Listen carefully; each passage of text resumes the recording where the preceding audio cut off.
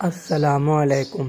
جب ایک 6 سال کا بچہ سلطنت عثمانیہ کا سلطان بنا۔ یہ واقعہ عثمان's ڈریم اور دا امپیریل حرم نامی کتب میں مفصلاً مذکور ہے۔ واقعہ کچھ یوں ہے کہ جب سلطان ابراہیم اول سن 1648 عیسوی میں معزول اور قتل کیے گئے تو ان کے 6 سالہ صاحبزادے سلطان محمد کو سلطان محمد چہارم کے لقب سے تخت نشین کیا گیا۔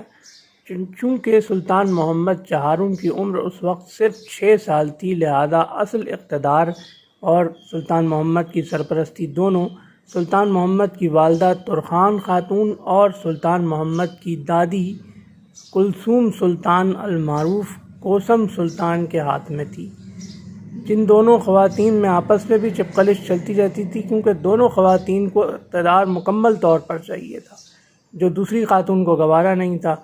3 سال تک یہ کشمکش چلی، یہاں تک کہ سن 1651 عیسوی میں کلثوم سلطان یا کوثم سلطان کو نامعلوم افراد نے محل میں تاریکی کے اندر قتل کر دیا۔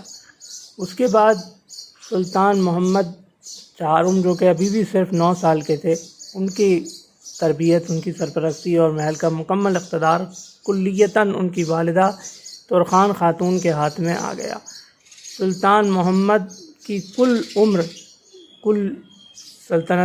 کل دور حکمرانی ان کا 39 سال پر محیط ہے، یہاں تک کہ 1687 عیسوی میں انہیں معزول کر دیا گیا اور وہ سن 1693 عیسوی میں صرف 51 سال کی عمر میں فوت ہو گئے۔